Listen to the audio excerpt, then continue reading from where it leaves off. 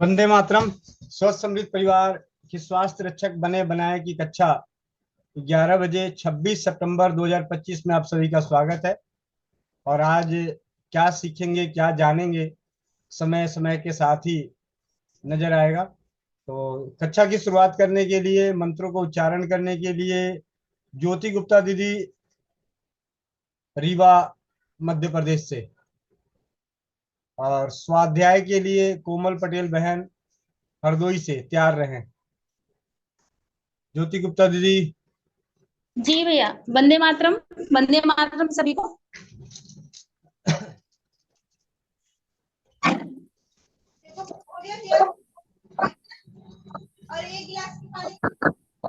जी, तो शुरुआत करते हैं सीखो सिखाओ की इस कक्षा को। उससे पहले हम करेंगे मंत्रोच्चार, और इसके लिए चश्मा उतार दीजिए जो पहन रहे हैं। कमर सीधी करके, नेत्र बंद करके बैठेंगे, हाथ जोड़कर देवी जी से प्रार्थना करेंगे मंत्रों के साथ।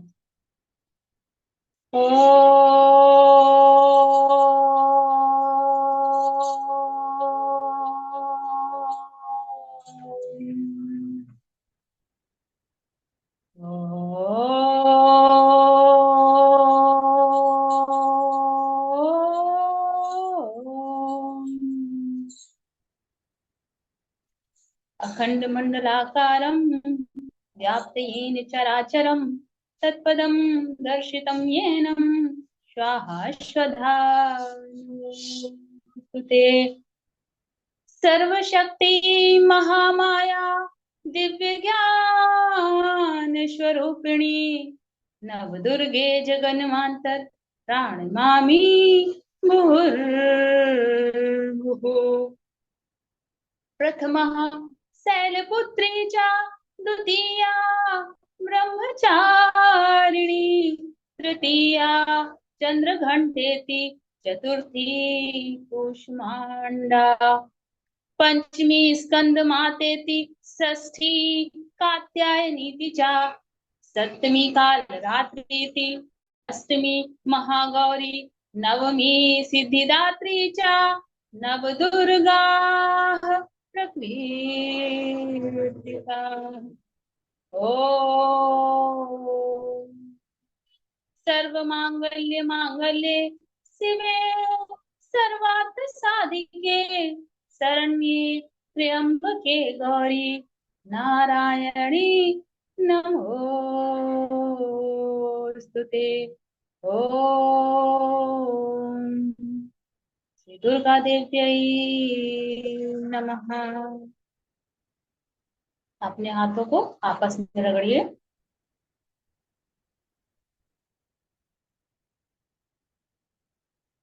हाथों में महसूस हुई गर्मी को बंद नेत्रों तक ले जाइए।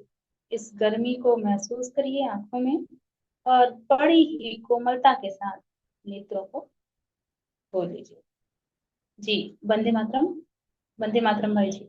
जय श्री राम। जी कोमल बहन, सब बीमारियों की अत्यंत आसान दवाएं। आपने कल आपके स्वाध्याय से हमें जानने को मिला, इसका माइक खुला है। भाई जी। कल आपके स्वाध्याय से जानने को मिला बीमारियों के नाम, उसके लक्षण, 100 बीमारियों के नाम और लक्षण हमें जानने को मिला है। आगे के स्वाध्याय के लिए आप आ जाएं। वंदे मातरम सभी को। वंदे मातरम भैया जी। गैल ब्लेडर छोटा सा बैग होता है जिसमें पित्त इकट्ठा इकट्ठा नीचे को होता है। 102 गैल ब्लेडर में पथरी, यह कड़ा पदार्थ पत्थर की तरह पित्त की थैली में हो जाता है। 103 ग्लोकोमा एक कठिन आंख का रोग जिसमें द्रव्य का दबाव आंखों की पुतली में बढ़ जाता है, आंख लाल हो जाती है और सिर दर्द भी होता है। यह प्रायः अंधा बना देता है। 4 गोप्टर यह गले के सामने भाग पर ट्यूमर का उभार है जो विशेष स्थानों में रहने से जलवायु के कारण होता है। गोनोरिया सुजाग या छूत की बीमारी है जिसमें गुप्तांग पुरुष व महिला के गंदे सहवास के कारण रोगग्रस्त हो जाते हैं। इसमें पस निकलता है, लाली हो जाती है और सूजन भी यूरेथेरा व स्त्री का योनि मार्ग व बच्चेदानी प्रभावित होते हैं। यह वंशानुक्रम पुस्त दर पुस्त चलता है, बहुत नुकसान पहुंचाता है। 6. गाउट एक कठिन हड्डियों के जोड़ों का रोग है जिसमें यूरिक एसिड के इकट्ठा होने से हड्डियों में जकड़न आ जाती है। बड़े अंगूठों में पहले होता है और सारा जीवन दर्द के कारण बेकार हो जाता है। 7. गम्बोइल मसूड़ों में पकना घाव। 8. हेमरेज अधिक खून का बहना शरीर के किसी भी अंग से या काफी कमजोर कर देता है और समय से नहीं रुका तो रोगी मर भी जाता है। 9. हीमोफीलिया इस रोग में खून निकलकर जमने नहीं पाता क्योंकि जमने की शक्ति कम या गायब हो जाती है। खून का क्लॉट फिर से जमे इसके लिए यूरोप में कोई इलाज नहीं था जिससे राजा के घर वाले कई राज्यों में मर गए। मेरे हेमरेज पाउडर से कई रोगी अच्छे हुए। 10. हेडेक सिर दर्द पूरा या आधा सिर इससे प्रभावित होता है। 11. हीट स्ट्रोक लू लगना प्रायः तीव्र सूर्य की किरणों या गर्मी से रोग होता है जिसमें बहुत तेज बुखार आता है। 12. हृदय रोग दिल का रोग दिल की कई बीमारियां हैं जो फिक्र घबराहट काम में गड़बड़ी करना या तीव्र संवेदनाओं के प्रभाव से होती हैं। ग्लिष्ट व गैर पौष्टिक आहार से भी हो जाता है। चिकनाई ज्यादा नहीं खानी चाहिए, बहुत अच्छा हो यदि विशेषज्ञ की राय ली जाए फिर रोग का इलाज सही हो। निम्न 4 तकलीफें खास है। नंबर 1 एंजाइना पेक्टोरिस हृदय व बाएं हाथ में तीव्र शूल जैसी सांस निकलना। नंबर 2 डायलेटेशन ऑफ हार्ट व हाइपरट्रॉफी ऑफ हार्ट हृदय की मांसपेशी फैलना। नंबर 3 पैल्पिटेशन ऑफ हार्ट तीव्र गति से धमनियों का चलना। नंबर 4 रिह्यूमेटिज्म ऑफ हार्ट दिल की मांसपेशियों का गठिया। 13 हार्ट फ्लोर यदि रोगी को पर्याप्त मात्रा में दिल में खून नहीं मिलेगा तो यह रोग हो जाएगा, इससे मृत्यु का कोई संबंध नहीं है। 14 हेमोप्लीजिया लकवा शरीर के किसी भाग का या मुंह का। 15 हार्निया स्वस्थ दशा में आते झिल्ली मेम्ब्रेन के कारण पोते के ऊपर पोते के ऊपर लटक कर या सरक कर नीचे आ जाती है। यदि ऊपर वापस ना आ पाए तो शल्य चिकित्सा द्वारा ऊपर लाते हैं, अंदर आने पर फंस जाती हैं और स्ट्रूल गैल्टिड इनगोबोइन हार्निया हो जाता है। इससे ठीक उपचार ना होने पर रोगी तड़प तड़प कर मर जाता है क्योंकि आंतें सड़ने लगती हैं। पुराने केस में हार्निया को पेट्री ट्रस की सहायता से सुरक्षित रूप से ऊपर रखते हैं। 16 हार्पिज जोस्टर बहुत ही दर्द वाला चर्म रोग है। इसमें स्नायु प्रभावित होता है जिससे सहारे सहारे फुड़ियां छोटी छोटी निकल आती हैं। बहुत ही अधिक खुजली व जलन मचती है। यह शरीर के एक ही भाग में होती है, बाएं या दाएं भाग में। 17 हिचकी हिकअप एकदम सांस का रुक कर आना होता है और पेट व छाती के बीच की मेम्ब्रेन पर एक धक्का सा लगता है। यह क्रम तब तक चलता है जब तक कि खुश्की ड्राइनेस दूर हो जावे, पानी या घी सेवन ना कर लिया जाए। गले में लैरिक्स का रास्ता भी रुक जाता है। जब गैस वायु दिल की झिल्ली के सहारे रहती है रोगी बहुत थक जाता है। 18 हाई ब्लड प्रेशर इसे बोनोमीटर से नापा जाता है या और रक्तचाप बढ़ते या कम होने का पता लगता है। अच्छा तला हुआ खाना, ज्यादा खाना, अपच आदि प्रमुख कारण है। सिस्टोलिक व डायस्टोलिक दो ऊंचे व नीचे मान है। 120 से 150 व 75 से 100 का माप क्रम है। इसके बीच रहना चाहिए। सामान्य 100 प्लस आयु होता है और उसके अनुसार 30 वर्ष के युवक के लिए 120 होना चाहिए। 19 हे फीवर राइनाइट्स देखें।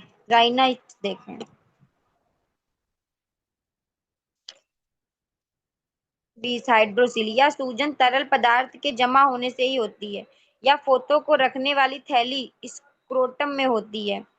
हाइड्रोफोबिया पागल कुत्ते या सियार के काटने से पागलपन आ जाता है और थूक में जहर आ जाता है। यदि कुत्ता मर जाता है तो रोगी को 14 सुइयां पेट में लगाई जाती हैं जिससे विष का असर कम होता है। इसमें रोगी पानी को देखकर घबराता है या 3 सप्ताह से 3 वर्ष के अंदर कभी भी असर कर सकता है। बुखार व लकवा के बाद रोगी मर जाता है। हाइपर एसिडिटी खट्टी डकार आती है और खट्टा तरल पदार्थ तक पेट से आता है। बदहजमी के साथ प्रायः होता है। 23 हिस्टीरिया औरत में होने वाली स्नायु तंत्र की बीमारी है। इसमें हंसी व रोने का दौरा उसी क्रम में आता है तथा गले में जकड़न होती है, बेहोशी आती है, परंतु चोट नहीं खाता, संभाल लेता है रोगी अपने आप को। इसमें मिर्गी में केवल इतना फर्क है कि रोगी अपने को संभाले रखता है और गिरने से चोट नहीं आती। 124 हाइड्रोसेफलस सिर में पानी इकट्ठा होना। बच्चे जो इस बीमारी से ग्रसित हो जाते हैं उनका सिर बड़ा और मस्तिष्क छोटा हो जाता है। 125 इडियोसिस समझ में कमी, मानसिक तथा मनोवैज्ञानिक उपचार से लाभ होता है। तो 26 एपेटिगो या चमड़ी का रोग है जिसमें शरीर पर घाव के झुंड यानी कि फुड़िया चमड़ी पर हो जाती है या छुआछूत की बीमारी है। 27 एप्टोनेसी नामर्दी मैथुन करने की शक्ति का लोप जो अधिक मैथुन करने, हस्त मैथुन या रीढ़ की हड्डी में चोट आने से होती है। कुछ लोग एक औरत के साथ मैथुन योग होते हैं और अन्य के साथ नहीं। 128 इफेंटाइल लीवर या 3 साल तक के बच्चों के लिए बहुत कठिन रोग है।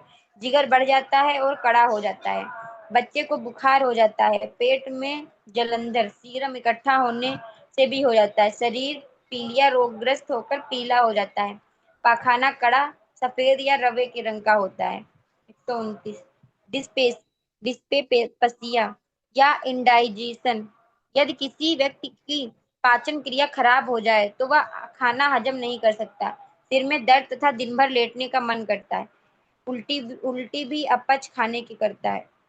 130 इन्फ्लुएंजा या सर्दी लगने की दशा जैसा रोग होता है, नाक बहती तथा जाड़ा देकर छींक व बुखार आता है, हल्का हल्का दर्द सारे शरीर में होता है जिससे बदन टूटने लगता है और कमजोरी लगती है, आराम की बहुत जरूरत होती है क्योंकि ठीक होने के बाद भी बहुत जरूरी रहती है और हार्ट फेल्योर का डर बना रहता है, एक अटैक के बाद दूसरे का भी डर लगता है। इन्फेंटाइल पैरालिसिस बच्चों की पैरालिसिस। 132 इंसैनिट पागलपन, स्वस्थ दिमाग का ना होना। 133 आइरोटिस आंख का आइरिस का इंफेक्शन व सूजन पुतली के अंदर दीदा होता है जो मध्य में होता है और रोशनी आती जाती दिखाई देती है। 134 इचिज खाज खुजली, स्कैबिज सारे शरीर में खुजली मचती है खास तौर से उंगलियों के बीच नीचे की जगह जहां छाले जैसे बन जाते हैं। 135 जॉन्डिस कम्बल या पीलिया रोग, इसमें सारा शरीर या केवल आंख पीली पड़ जाती है, पेशाब भी पीली हो जाती है, पाखाना जरूर सफेद हो जाता है या एलोपैथी पद्धति से ठीक तो हो जाता है परंतु जल्दी बायोकेमिक व होम्योपैथी से ही ठीक होती है। 136 काला जार शुरू में रोगी को बुखार 2-3 बार दिन में आता है, बाद में प्रतिदिन बुखार आता है, तिल्ली बढ़ जाती है और शरीर का रंग काला हो जाता है, शरीर के अन्य अंगों से रोगी के खून निकलता है। 137 गुर्दा शरीर में 2 गुर्दे होते हैं जो पेट में है या खून से पेशाब अलग छान करती है जो उनसे पास होता है, इससे शरीर में विकारी तत्व बाहर निकलते हैं। 138 लेबर पेन बच्चा पैदा होने का दर्द या साधारण विधि है, अगर कुछ असाधारण बात हुई तो इसका इलाज करवाएं, बहुत तीव्र दर्द होता है जब माँ बच्चा जनती है। 139 लेबरली प्लेसेंटा या खेड़ी जो बच्चे को माँ से जोड़ती है, इसके द्वारा माँ के खून से बच्चे को पौष्टिक तत्व मिलते हैं, एक रस्सी जैसी अम्बिलिकल कॉर्ड होती है या बच्चा पैदा होने के बाद फेंक दी जाती है। 140 लेबर बच्चा पैदा होने की प्रक्रिया, यदि आम दशा है बच्चा पैदा होने को तो कोई बात नहीं वरना इलाज करवाना जरूरी हो जाता है, बहुत देर दर्द होने पर बच्चा कठिनाई से पैदा होता है और ऑपरेशन भी करना पड़ता है। 141 लेसेजाइट्स वायु नलिका के ऊपरी भाग में गले से लगा हुआ भाग सूजन से ग्रस्त हो जाता है, प्यास लगती है और भूख कम हो जाती है, खांसी व भर्राई आवाज रहती है, गले से बलगम जैसा निकलता है, आवाज समाप्त हो जाती है। 142 कोढ़ लेप्रेसी या कुष्ठ यदि त्वचा में सफेद दाग हैं तो व्हाइट लेप्रेसी कहते हैं, यह छूत का रोग नहीं है और ना छूने से होता है, बायोकेमिक व होम्योपैथी द्वारा ठीक हो जाता है, समय अवश्य लगता है। 143 ल्यूकोडर्मा यह छूत का रोग है और उड़कर लगता है परंतु अब साध्य हो गया है, यह एक पुष्प के बाद दूसरे पुष्प में आता है, 3 रूप है, पहले गोल 2 फर्क आकार के तांबे के रंग के चकत्ते हो जाते हैं, संवेदना कम हो जाती है, दूसरी दशा में उभार में हो जाता है और उठे भाग दिखने लगते हैं, तीसरी दशा में उभरे हुए भाग पकने लगते हैं और फूटते हैं, गोश्त होते, गोश्त खा लेते हैं, मिक्स्ड लेप्रोसी है, और ऊपर की दोनों दशाएं देखने को मिलती है। कान के निचले भाग में सूजन आ जाती है और माथे की त्वचा पर पहले ही प्रभाव पड़ता है। शरीर में लाली व सूजन भी आ जाती है। 144 लुकेमिया या ब्लड कैंसर खून का कैंसर है जो घातक सिद्ध होता है। नया खून बन नहीं पाता तथा सफेद कण बढ़ जाते हैं। लाल कम होते हैं या जवान लोगों में ज्यादा होता है और रोगी कमजोर पीला व सफेद रक्तहीन होता जाता है। अन्य कोई उपचार नहीं। बायोकेमिक व होम्योपैथी में भी है। 145 श्वेत प्रदर्ली कोरिया या महिलाओं के गुप्तांगों से निकलने वाले सफेद पीला या हरा पीला क्रीम के रंग का तरल स्राव है। यह बहुत ज्यादा कमजोरी पैदा करता है और अंदर ही अंदर बहुत कमजोरी हो जाती है। बढ़ा हुआ लीवर या बच्चों में होने वाली बहुत खराब बीमारी है जो 3 साल तक होती है। जिगर जिगर बढ़ा हुआ और कड़ा हो जाता है। बुखार तथा सफेद पखाना होता है। पेट में जलंधर हो जाता है जो घातक है। लो ब्लड प्रेशर निम्न रक्तचाप रोगी कभी कभी चक्कर खाकर गिर पड़ता है। कमजोरी बहुत हो जाती है।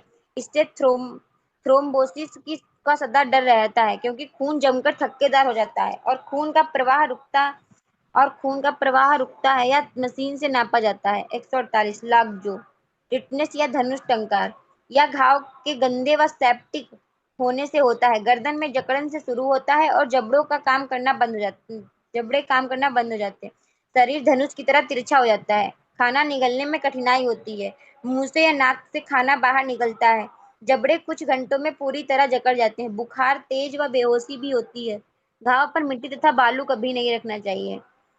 149 लंबेगो पेड़ों का दर्द कमर के पीछे दर्द रोगी बैठ नहीं पाता तथा चलने में कठिनाई होती है। यह हर समय बिस्तर पर लेटा रहना चाहता है। 150 मलेरिया दिन छोड़ दिन छोड़कर बुखार आना मच्छरों के काटने से बुखार आ जाता है। उसी समय दूसरे दिन एक दिन छोड़कर सर्दी के साथ आता है। बाद में पसीना आने से बुखार चला जाता है। तिल्ली बढ़ जाती है। यदि रोज बुखार आए तो कोटिडियन एक रोज छोड़कर टॉसियन बुखार है हर तीसरे रोज क्योरिसिन कहलाता है। 151 मरेजस रिकेट्स बच्चों में स्वास्थ्य की तीव्र क्षति होती है। मांस दिन प्रतिदिन कम होता जाता है परंतु तापक्रम सामान्य से कम रहता है। 152 मेस्टाइटिस औरतों के छाती में सूजन। 153 मैस्टरबेशन हस्तमैथुन या लड़कों द्वारा प्रयोग किया जाता है। यह बहुत ही हानिकारक है। 154 मिजलस खसरा या छूत का रोग है। उभार लिए बुखार होता है या जीवन में एक बार और शुरू के वर्षों में होता है। ठंड लगती है थोड़ी सी हरारत हो जाती है। आंखें लाल व सिरदर्द तथा जकड़न ठंड की रहती है। गले व जबड़ों के नीचे की ग्रंथि बढ़ जाती है। शरीर के अन्य अंगों में दर्द होता है और चौथे रोज माथे मुंह व गर्दन में फिर पेट में दाने आ जाते हैं। इसमें बहुत कमजोरी हो जाती है। 155 मेलंकोलिया स्नायु रोग जिसमें रोगी उदास ही रहता है। रोगी अच्छी व आशा की बातें न सुनना पसंद करता है न देखना चाहता है। यह अपनी दशा में कोई भी सुधार की आशा नहीं रखता। यह एक प्रकार का असाधारण पागलपन है। 156 मेनिनजाइटिस या मस्तिष्क की बीमारी है। इसमें सिर दर्द कड़ी गर्दन अधिक तेज ज्वर व बेहोशी की हालत प्रमुख लक्षण है। इसमें रोगी सिर या हाथ पैर बिना चाहे पटकता है और बेतुकी बातें करता है। 157 मेंसेस माहवारी प्रति माह गर्भाशय से रुधिर आदि का स्राव होता है। मेनोपॉज या महिलाओं के जीवन में 40 से 50 वर्ष बीच का समय जबकि हमेशा के लिए माहवारी बंद हो जाती है। इस समय महिलाएं कई तकलीफों से ग्रस्त हो जाती हैं। 159 माइग्रेन अधशीशी या माइग्रेन एक भाग में सिरदर्द या फेस में होता है। 160 मिल्क लेग जब तक माँ के दूध होता है पैरों में दर्द का होना। 161 मिल्क फीवर जब माँ का दूध बच्चा जनने के शीघ्र ही बाद में आता है तो बुखार आ जाता है। 162 मम्स गलसुआ इस रोग में कान के सामने की ग्रंथियां बढ़ जाती हैं और जवानों को टेस्टिकल पोतों में भी सूजन आ जाती है। 163 नौसिया कै करने की प्रवृत्ति इसमें कै नहीं होती परंतु करने की तीव्र इच्छा होती है। 164 नोफ्राइटिस गुर्दे की सूजन का होना जिसके कारण थोड़ी पेशाब बार बार होती है। गुर्दे में सूजन आ जाती है। पेशाब खून के रंग की होती है या राख के रंग की। पेशाब करने में दर्द होता है और कमर भी दर्द से तड़प उठती है। 165 न्यूरेलाजिया, नर्व के साथ साथ जो ब्रेन में सूचनाएं भेजती हैं। दर्द होता है और तीव्र दर्द रहता है। 166 न्यूरेस्थानिया, नर्वस की कमजोरी जिसमें नर्व्स की कमजोरी जिसमें शरीर में भाग प्रभावित होते हैं। शरीर पीला पड़ जाता है। सिर दर्द व दिल की धड़कन व कभी चक्कर भी आ जाता है। नींद का ना आना, मंदापन व डिप्रेशन हो जाता है। बदहजमी व खाने की इच्छा ना होना प्रमुख लक्षण है। 167 न्यूराइट्स, स्नायु में नर्व्स का दर्द या असहनीय होता है। 168 किम्फोमेनिया, बेरोक टोक मैथुन की इच्छा महिलाओं में होना। 169 ओबोसिट, असाधारण मोटापन, बेमिसाल मोटापन होना। 170 ओडेमा, रंगों में टिश्यूज में स्राव व सूजन व जो ब्लड वेसल्स के बाहर निकलता है। 171 ओनेजिज्म, सेल्फ अब्यूज या मैस्टरबेशन, हस्त मैथुन।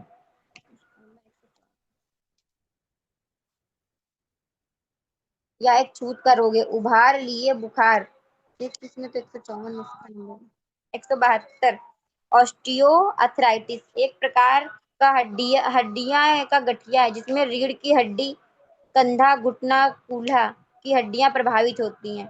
बहुत दर्द गठिया जैसा होता है। 173 ओजोएना, नाक का रोग जिसमें पस व अल्सर हो जाते हैं। नाक की हड्डी इस रोग में बहुत ही शीघ्र गलकर समाप्त हो जाती है। सूंघने की शक्ति भी जाती रहती है। 174 पालिज, इसमें बेमन हाथ पांव का हिलना या सिर का डुलना होता है और अनियमित जीवन की रूपरेखा मिलती है। 175 पैरालिसिस, कार्य शक्ति क्षीण हो जाती है। आधा शरीर, मुंह या अन्य भाग प्रभावित होते हैं। 176 पैरालिसिस एजिटस या पार्किंस डिजीज और कंपन होता है। 178 पेनिस, पुरुषों की जननेंद्रियों का बाहरी अंग लिंग जो उत्तेजित अवस्था में मैथुन क्रिया भी करता है। 179 फेरेंजाइटिस, फेरेंकेस की सूजन जो कि गले व नाक के जोड़ के पीछे सूजन आ जाती है। 180 फीमोसिस, इस रोग में बच्चों के लिंग के ऊपरी भाग अंदर नहीं सिकुड़ता जिसमें मेरुदंड ऊपर आ सके, शल्य चिकित्सा से बाहर आता है। 181 फोटोफोबिया, रोशनी से डर, आंखों का रोग है, रोशनी की तरफ देखने में तकलीफ होती है। 182 पाइल्स, हेमरिड हेमरिड बवासीर, इसमें वेन्स जो आंतों के अंत में होती हैं जलन के साथ साथ खुजली व फूल जाती हैं। पखाना करते समय दर्द होता है। 183 पिंपल्स, एक्ने, मुहासे प्रायः कम उम्र वालों या जवानों के होते हैं। पुरुषों व स्त्रियों को मुंह पर होते हैं। फुड़िया छोटी व तरल पदार्थ पस जैसा होता है। 184 ब्लैक पेस्टिस, बहुत अधिक छूत की बीमारी है। बढ़ी हुई ग्रंथि जांग की होती है। बुखार भी प्रायः हुआ करता है। 185 फ्लोरिस, फेफड़े के प्लूरा मेम्ब्रेन झिल्ली जो छाती के छेदों को ढकती है। सूजन व पानी सीरम से भर जाने के कारण बुखार होता है। कमजोरी बढ़ जाती है और खांसी जुकाम रहता है। 186 पालीपस, नाक के मेम्ब्रेन में ट्यूमर हो जाता है जिससे सांस लेने में कठिनाई होती है। 187 निमोनिया, बहुत कठिन रोग है। तेज बुखार व छोटी छोटी खकार वाली सूखी खांसी होती है जो बहुत कठिनाई से बलगम को निकालती है। यह खून युक्त सफेद और बाद में धुंधले सफेद रंग का बलगम होता है। खांसी बहुत दर्द के साथ आती है। फेफड़े सूज जाते हैं। नब्ज तेज व त्वचा गर्म होती है। बेहोशी भी बाद में होती है। यह घातक होता है यदि सही व जल्दी उपचार ना हुआ। 188 पोट्स डिजीज, यह रोग बहुत कम होता है। यह रीढ़ की हड्डी का है। टीबी है, हड्डी गल जाती है और विकृत अवस्था में वक्र रूप में हो जाती है। TB TB of vertebral part तथा बहुत कष्ट युक्त है। 189 प्रेगनेंसी, गर्भ या गर्भ धारण करते ही बच्चे को जन्मने तक की अवस्था जो प्राय 9 महीने 280 दिन की होती है। आखिरी माहवारी के बंद होने से जोड़ा जाता है। शुरू में कैसी मॉर्निंग सिकनेस पहचानी जाती है। 190 अंधौरी, अनहौरी, घमौरी या प्रिकली हीट, गर्मी में या बरसात में जब गर्मी पड़ती है गर्मी का रैश हो जाता है उन भागों में जहां पसीना आता है और कपड़े से ढक जाते हैं। ज्यादा तकलीफ होती है। 191 प्रोस्टेट ग्लैंड, मूत्राशय के निचले भाग में पुरुषों के ग्रंथि होती है जो बढ़ जाती है और पेशाब के बाहर जाने में रुकावट करती है। इसका शल्य क्रिया द्वारा उपचार होता है, परंतु बायोकेमिक व होम्योपैथिक दवाओं से भी वही फल प्राप्त किया जाता है। यह वृद्धावस्था का रोग है। 192 सोरियासिस चमड़ी का रोग है, इसमें सतह उठ जाती है और चांदी के से पत्तुर लग जाते हैं। सतह परिवर्तन और चांदी का रंग उभर जाना खास पहचान है। 193 प्यूरपरल फीवर सौर सोहर का बुखार, बच्चे के जन्म के बाद माता को बुखार। 194 प्रोलपसस शरीर के किसी भी अंग का नीचे का गिरना या सरक जाना अपनी निश्चित जगह से। 195 पल्स नब्ज या नाड़ी, यदि हथेली के पर 2 उंगलियां रखें तो नब्ज मिल जाएगी। यह मात्रा आयु के साथ बदलती रहती है। जन्म पर 130, पहले 2 वर्ष 120, तीसरे वर्ष 95 और आयु के साथ कम होती जाती है। 15 वर्ष की आयु में 85, मध्य आयु पर 75 तथा वृद्धावस्था में 65 हो जाती है। इससे बुखार व हृदय की गति पता लगती है। 196 टॉन्सिस किसी भाग को नीचे को झुक जाना जैसे आंखों की टोसिस किसी भाग का नीचे को झुक जाना जैसे आंखों की पलकें। 197 पस पीव मवाद गाढ़ा पीला स्राव जो सूजन या घाव से निकलता है। 198 पायोरिया इस रोग में मसूड़े व दांत प्रभावित होते हैं और खून के साथ साथ पस भी उक्त के सड़ने से आते हैं। 199 पायोमेलेटाइट्स इनफर्टिल पैरालिसिस बच्चों की पैरालिसिस। 200 गठिया रूमेटिज्म यह बहुत ही लचीला शब्द है। वह दर्द की कोई भी हालत रोग के कारण हो सकती है। मांसपेशियों में जोड़ों के दर्द की स्थिति भी इसी रोग के कारण होती है। सर्दी या बहन माइक अनम्यूट कर लेना। बुखार के साथ रोग होता है। जीभ के ऊपर भी एक कोटिंग के कारण पहचाना जा सकता है। जी बहन, हो गया 200 पूरे। हो गए। चलिए, 100 बीमारियों के संक्षिप्त नाम नाम और उनके लक्षण की जानकारी कल मिली, और 100 बीमारियों के नाम आज। इसी तरीके से थोड़ा थोड़ा सीखते जाएंगे, स्वास्थ्य रक्षक बनते जाएंगे अपने परिवार के लिए, अपने समाज के लिए। और अब चलते हैं आयुर्वेद के प्रति। आयुर्वेद का स्वाध्याय करते हैं, और आयुर्वेद के स्वाध्याय के लिए मेरे पास 2 पुस्तकें हैं। एक है धन्वंतरीकृत आयुर्वेद चिकित्सा सागर, और दूसरी बृहद आयुर्वेद चिकित्सा। आज से, क्योंकि आने वाले समय में कल या परसों तक हमारा सब बीमारियों की अत्यंत आसान दवाएं की पुस्तक का स्वाध्याय हो चुका होगा। उसके बाद हम पढ़ेंगे साथ के साथ 2 पुस्तकें एक साथ, एक दवा बनाना सीखना और एक रोग और रोगों के कारण, उपचार, लक्षण आयुर्वेद के हिसाब से। तो सबसे पहले चलते हैं आज की कक्षा में आयुर्वेद के प्रति, और आखिरी में बने रहें। आपको जानकारी मिलेगी घरेलू तरीके से किस प्रकार 80 बात रोगों को अपने घर में बनाकर दवा प्रयोग करने से नष्ट कर सकते हैं। जरूरी नहीं है, मैं फिर कह रहा हूं कि जरूरी नहीं है कि जितना कहा जाता है उतना लिखा हो उतना परिणाम मिले, लेकिन बाबूजी का खेत नहीं बिकेगा, नुकसान कुछ नहीं होगा। ठीक है, इस उद्देश्य से घरेलू औषधियों को, क्योंकि आप लोगों की जो बनाने की और इसे अपनाने का जो जुनून को देख के मेरे अंदर भी ऐसा लग रहा है कि दिन जो है 24 घंटे के बजाय 100 घंटे के एक दिन हो, और हम सारा दिन इन्हीं कामों में लगे रहें। ठीक है, नींद कोसों दूर है, मंजिलें पास करनी है हमारी। तो औषधि संबंधी प्रमुख नियम, आज ज्यादा नहीं, सिर्फ औषधि संबंधी प्रमुख नियम।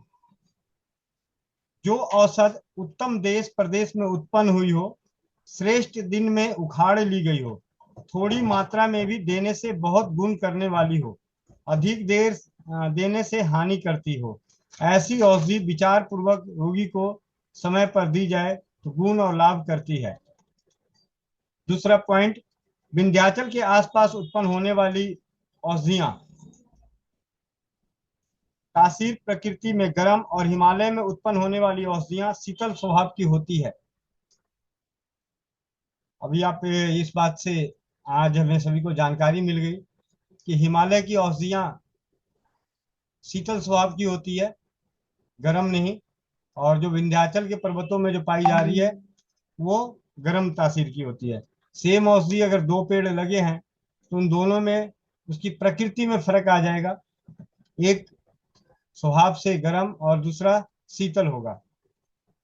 प्रकृति में नर्म और हिमालय में उत्पन्न होने वाली औषधियां शीतल स्वभाव की होती है, यानी विंध्याचल के आसपास उत्पन्न होने वाली औषधियों में गर्मी का अंश अधिक होता है और हिमालय क्षेत्र में उत्पन्न होने वाली औषधियों में शीतलता अधिक होती है।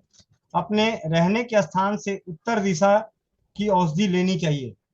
एक बहुत ही रोचक जानकारी, हम जिस जगह हैं अगर उससे उत्तर की दिशा की औषधियां हमें लेनी चाहिए।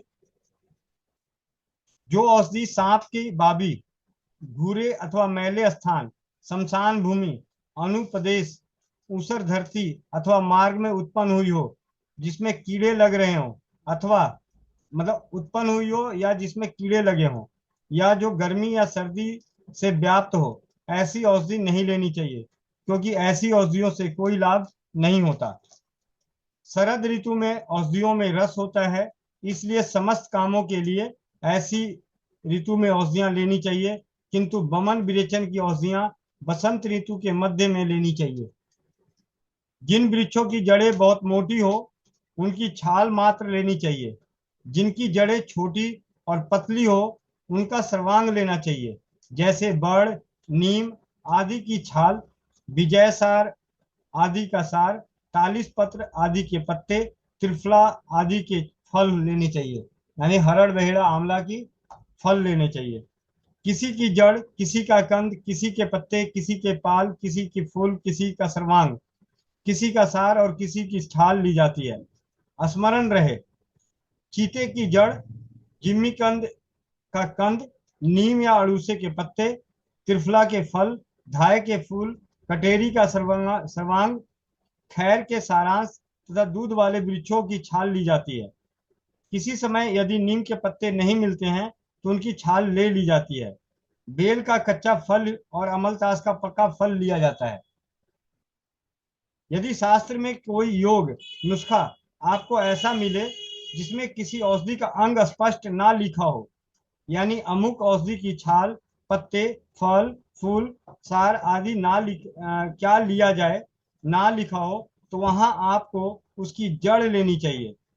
किसी प्रकार जहां औषधि का वजन तोला ना लिखा हो, वहां सब औषधियों को बराबर बराबर लेना चाहिए। जहां पात्र बर्तन ना लिखा हो, वहां आपको मिट्टी का बर्तन लेना चाहिए। जहां यह ना लिखा हो कि औषधि किस समय ली जाए, वहां आप प्रातः काल यानी सुबह समझें। तथा द्रव्य ना लिखा हो, वहां जल लेना चाहिए। मतलब अनुपान ना लिखा हो कि किसके साथ लेना है, तो वहां जल लेना चाहिए। सभी कार्यों में नए पदार्थ चाहिए, किंतु किंतु बायोडीन, पीपल, गुड़, चावल, घी, शहद, पान और कांजी, ये सब पुराने ही अधिक गुणकारी होते हैं। इनको 1 वर्ष के बाद पुराना समझना चाहिए। सुश्रुत संहिता का एक सूत्र है, संस्कृत में श्लोक है पुराने गुड़ के संबंध में। मैं इसका भावार्थ पढ़ देता हूँ। अर्थात गुड़ जो जो पुराना होता है, अधिक गुण वाला तथा अति पथ्य हो जाता है। पुराना गुड़ रक्त को प्रसन्न करने वाला, वायुनाशक, पित्त शांत करता, मधुर और शुद्ध होता है। सभी नुस्खों में सूखे और नवीन पदार्थ लेना अच्छा है। यदि कोई चीज अभाव बस गीली लेनी पड़े तो जितनी लेनी हो उससे दुगनी लेनी चाहिए, क्योंकि सूखने के बाद उसका वजन कम हो जाता है। किंतु कुछ औषधियां ऐसी भी है जो सदैव गीली ही ली जाती है, मगर दोगुनी नहीं ली जाती, क्योंकि उनको गीली लेने का ही शास्त्र आज्ञा है। जिनके सूखी लेने की शास्त्र आज्ञा देता है, यदि वह गीली ली जाए तो दुगनी मात्रा में ली जाती है, जैसे गिलोय, कूड़ा, अड़ूसा, पेठा, सतावर, असगंध, पियावांसा, सौंफ और परिसारणी, ये 9 औषधियां सदैव गीली ली जाती है। अड़ूसा, नीम, परवल, केतकी, खरेटी, सतावर, सोंठ, कूड़ा, कंद, गंध प्रसारणी, गिलोय, इंद्रावारुणी, नागवला, कटसरैया, गूगल और सौंफ, इनको गीला लिया जा सकता है, किंतु दोगुनी मात्रा में लेने की आवश्यकता नहीं है। घी, तेल, जल, क्वाथ, काढ़ा अथवा जुसांदा व्यंजन आदि आग पर तैयार करके शीतल हो जाने पर यदि पुनः आग पर गर्म किया जाए तो विष के समान हो जाते हैं। इसलिए उन्हें आग पर रखकर पुनः चूल्हा पर कदापि नहीं रखना चाहिए। यानी घी, तेल, जल, क्वाथ, काढ़ा, जुसांदा, व्यंजन जो हम काढ़ा वगैरह पीते हैं, इन्हें दोबारा गर्म नहीं करना चाहिए। यदि पुराने घी की आवश्यकता हो तो आग पर पके हुए पुराने घी को नहीं लेना चाहिए। बिना पका हुआ पुराना घी उत्तम होता है। पका हुआ पुराना घी हीन वीर्य निकम्मा होता है, किंतु हाँ, कच्चा तेल हो या पका पुराना अच्छा होता है।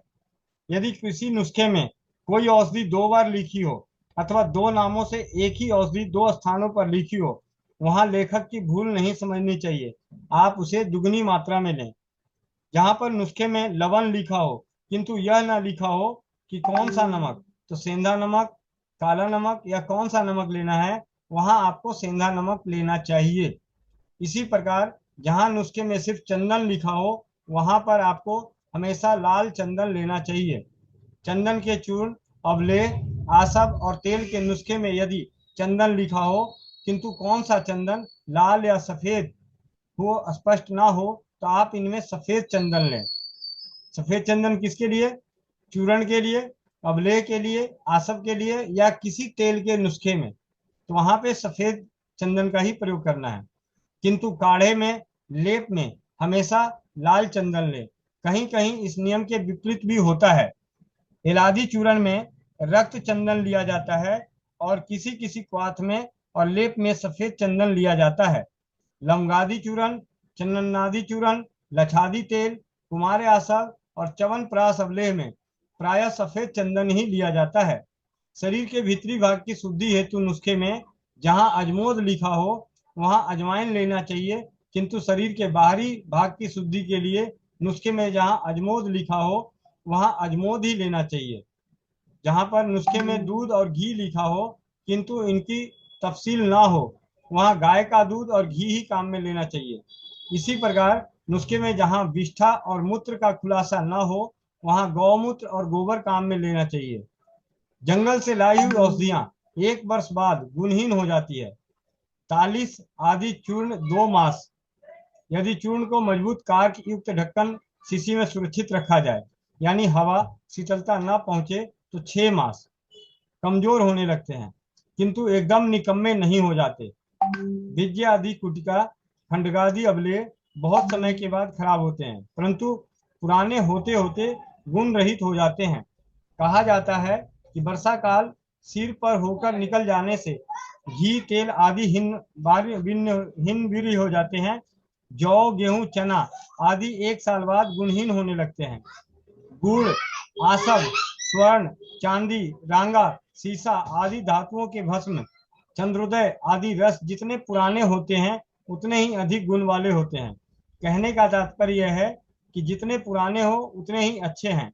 यदि आपको किसी रोग के नुस्खे में कोई ऐसी औषधि दिखे जो रोगी के रोग को बढ़ावे, तो आप उस नुस्खे में से निकाल सकते हैं। यदि आपको किसी नुस्खे में कोई हितकर औषधि मिलानी हो तो आप उसको मिला सकते हैं, इसमें कोई हर्ज नहीं। किंतु यह कार्य आप तभी करें जब औषधि का तत्व ज्ञान हो, यानी सर्वज्ञ ज्ञान हो। यदि आपको नुस्खे में लिखी कोई औषधि ना मिल सके तो आप उसका बदल, प्रतिनिधि, सब्स्टिट्यूट ले लेना चाहिए, किंतु स्मरण रहे नुस्खे की मुख्य प्रधान औषधि का प्रतिनिधि कदापि ना लें। हाँ, नुस्खे के अन्य सहायक औषधियों के अभाव में प्रतिनिधि का प्रयोग किया जा सकता है। जैसे ककोली के अभाव में अश्वगंध ले सकते हैं। चंदनादि चूर्ण में सफेद चंदन मुख्य औषधि है, अतः इसके अभाव में सफेद चंदन के प्रतिनिधि कपूर से काम न चलाएं। हमने आयुर्वेद एवं यूनानी चिकित्सा पद्धतियों के प्रमुखतया काम आने वाले मुख्य औषधियों के प्रतिनिधि इस पुस्तक के पीछे लिखे हैं। आवश्यकता अनुभव होने पर आप वहां प्रतिनिधि औषधि की खोज कर सकते हैं।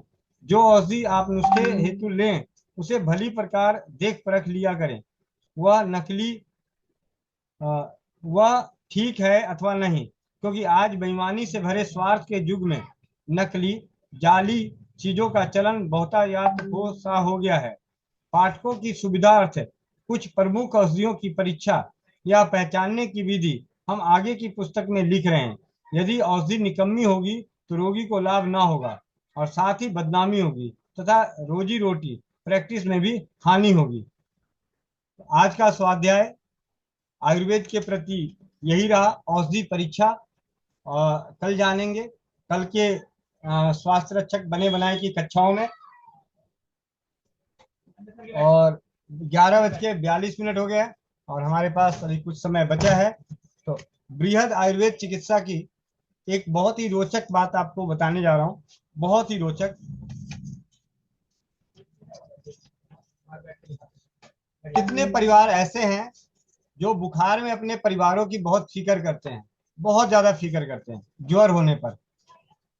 हाथ खड़े करें, जितनी जल्दी करिएगा, जैसे जैसे निपटते जाएंगे उतनी जल्दी हम लोग आगे कुछ सीखेंगे।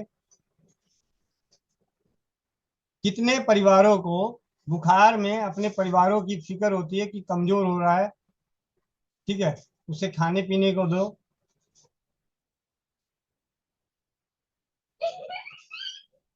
मतलब 97 परिवारों में 16-17 परिवारों को फिक्र है, बाकियों को फिक्र नहीं है। भाई नोट कर लो, ये सारे आपको मारने वाले हैं, ठीक है। चलिए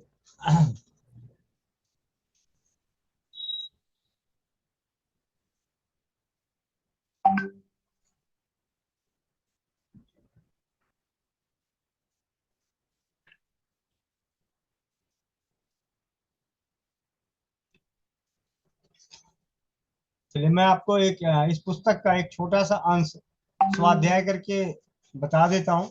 आप लोगों के लिए रोचक जानकारी होगी, और वाकई रोचक ना लगे तो ग्रुप में स्क्रीनशॉट डाल देना कि कोई बेकार का ये सब काम है, समय खराब हो रहा है अपना भी और औरों का भी। तो ज्वर कई प्रकार के होते हैं, अनेकों प्रकार के ज्वर होते हैं। जो कि ज्वर की जब चिकित्सा की जाती है अनेकों प्रकार के, लेकिन हम लोग स्वास्थ्य रक्षक बने हैं तो मुख्य जानकारी एक ज्वर होता है जिसे कहा जाता है जीर्ण ज्वर। आगे हम जानेंगे कि ज्वर क्या होता है। बैंक्सन के मतानुसार ज्वर 7 दिन तक तरुण मतलब नया कहलाता है, 14 दिन तक मध्यम, और इसके उपरांत अर्थात 15 दिन के बाद जीर्ण हो जाता है। कोई 12 दिन बाद, कोई 21 दिन बाद जीर्ण ज्वर होना मानते हैं। पुराने बुखार में कुपथ्य करने से बतादी दोष फिर बढ़ जाए तो पहले लंघन कराकर पीछे बाद में ज्वर की चिकित्सा करनी चाहिए। इस ज्वर में मतलब लंबे समय से चले आ रहे बुखार के लिए जीर्ण ज्वर जो बन चुका है, महीना हो गया, 10 दिन, 15 दिन, 20 दिन तक हो गया, बमन, जुलाब, अंजन, नस्य, हुक्का, धूम्रपान, बस्ती, संस्मन, औषधियों का प्रयोग, तेल की मालिश, जल में स्नान, शीतल वस्तुओं का सेवन, हिरण या तीतर का मांस, गाय या बकरी का दूध, घी, हरड़, पर्वत के झरने का जल, अरंडी का तेल, सफेद चंदन, चंद्रमा की चांदनी और प्यारी स्त्री का आलिंगन, ये सब जीर्ण ज्वर वाले रोगियों के पथ्य हैं, ठीक है। जीर्ण ज्वर वाले रोगियों को उपवास या लंघन कदापि नहीं कराना चाहिए। कहा जाता है घर आए मेहमान को खाना ना दो तो चला जाता है, उसी लिए बुखार आए हुए को खाना ना दो तो चला जाता है। लेकिन अगर यही बुखार लंबे समय तक रहने लगे, जीर्ण बन जाए, तब ऐसी गलती बिल्कुल ही ना करें, ठीक है।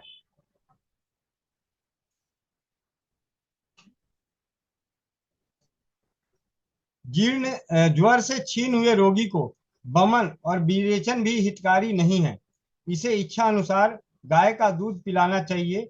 दस्त कब्ज हो तो निरूह बस्ती, आजकल एनीमा द्वारा संचित मल निकाल देना चाहिए। सभी प्रकार के पुराने ज्वरों के नाश करने में दूध पीना सबसे अधिक अच्छा है, जबकि दूध नए ज्वरों में जहर तुल्य है और पुराने ज्वर में बहुत अच्छा है। दोषों के अनुसार औषधियों के साथ पकाया हुआ गर्म अथवा शीतल दूध पान करना चाहिए। पुराने रक्त पित्त ज्वर में शीतल करके, किंतु पुराने बात या कफ ज्वर में गर्मा गर्म दूध पान करना चाहिए। जीर्ण ज्वर में रोगी जब ऐसा कमजोर हो जाता है, उसकी अग्नि ऐसी मंद हो जाती है कि उसे कुछ भी नहीं पचता। ऐसी दशा में दूध के झाग खिलाना परम लाभकारी सिद्ध होते हैं। दूध का झाग खिलाना, ये तो बड़ा मुश्किल काम हो गया। दूध का झाग कैसे खिलाएं? कोई खिला सकता है तो बताइए। ठीक है। क्षीण ज्वर, अतिसार, आम ज्वर, विषम ज्वर और कफ मिश्रित मंदाग्नि, इनमें दूध के झाग पीना अत्यंत ही लाभप्रद है। आयुर्वेद में जीर्ण ज्वर के आराम के लिए घी और दूध की बड़ी प्रशंसा की गई है। अनेक प्रकार की औषधियों से निर्मित घी की शास्त्रोक्त योगों में बड़ा नाम है। यह पहले तो वैद्य लोग स्वयं बनाते थे, आजकल बड़ी बड़ी कंपनियां इसका निर्माण कर बाजार में बिक्री कर रही है। नए ज्वर में घी दूध बेशक हानिकारक है, किंतु पुराने बुखारों में ये रोग नाश करके रोगी की जान बचाने वाले सिद्ध होते हैं। वायु को समन करने में घी सर्वोत्तम है। ठीक है। लेकिन जिस बात की चर्चा करने की इच्छा हो रही थी, वो चर्चा करने वाला विषय ये था, दूध का झाग कैसे खिलाएं। ठीक है। संगीता दीदी, माइक अनम्यूट कीजिए।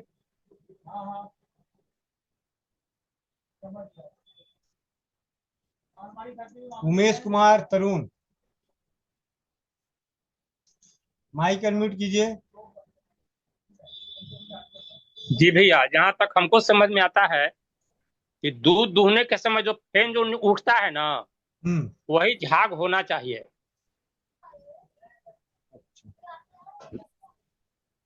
जी भैया। जी, अभी थोड़ा सा इसको कहा जाता है झरोसन दूध, लेकिन झाग खिलाना है तो कितना कितना झाग मिलेगा दूध दूहते वक्त? वो तो थोड़ी देर बाद जैसी बाल्टी खड़ा किए तो सारे झाग बंद। उधियान तो फिर उधियान का होगा भैया। जब दूध को हम लोग हांडी में गर्म करते, जो उधियान पर जो होता है ना, उसको हम लोग काट के निकाल सकते हैं। वो मलाई, वो जैसी बाहर रखेंगे तो मलाई हो जाएगा। जी, मलाई तो खैर, झाग में तो फिर वही होगा भैया। ऐसे खैर ठीक है, जो आपको मैंने हम तो आसान। नहीं, कोई बात नहीं, मैं तो ऐसे बता रहा हूँ। अब मैं पढ़ देता हूँ, बता देता हूँ, मैं भी नकल मार रहा हूँ। ठीक है, कोई ऐसा नहीं। ठीक है। दूध के झाग या दूध फेन, गाय का ताजा दूध लें, इसे 2 लोटों में भरकर भांग की भांति एक दूसरे लोटे में उड़े लें। एक लोटे में भी थोड़ा दूध रखो और दूसरे लोटे में भी थोड़ा दूध रखो। फिर एक दूसरे में अपना हाथ ऊंचा ले जाकर बार बार एक दूसरे के लोटे में दूध को उड़े लो। यह क्रिया सैकड़ों बार करने से जो झाग आए, उसे दूसरे बर्तन में रखते जाओ। यह क्रिया सैकड़ों बार करने से जो झाग आवे, उसे दूसरे बर्तन में रखते जाओ। जब झाग आना बंद हो जाए तो दूध किसी और को दे दें या फेंक दें। यह झाग बड़े काम के हैं। इन्हीं को दूध फेन या दूध का झाग कहा जाता है। इसमें जरा सा मिश्री मिलाकर जीर्ण ज्वर के रोगी अथवा अतिसार के रोगी को सेवनार्थ के दे दें, जिससे रोगी को तोला 2 तोला अन्न भी ना पचता हो। उसे यह दूध फेन त्रिदोष नाशक, रोचक और भूख बढ़ाने वाला है। यह अत्यंत ही हल्का पथ्य है। अब तो दूध का झाग बना लेंगे। जी, चलिए। अभी 11:51, 9 मिनट और है। 9 मिनट और है तो थोड़ा सा और कुछ जान ही लेते हैं।